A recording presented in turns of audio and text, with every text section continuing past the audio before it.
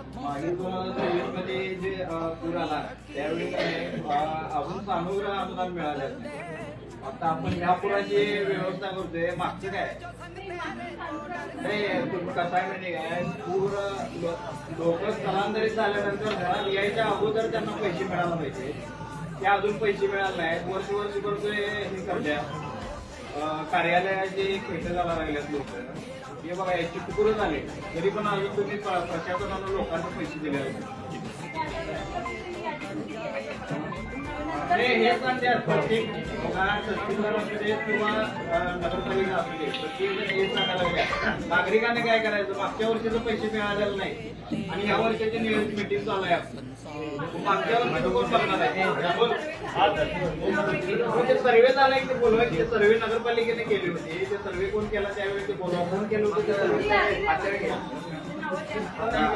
हातळग्यांना बोलवा की त्यांनी सर्वे केल्या त्यांची त्याच्यात ह्या पुरात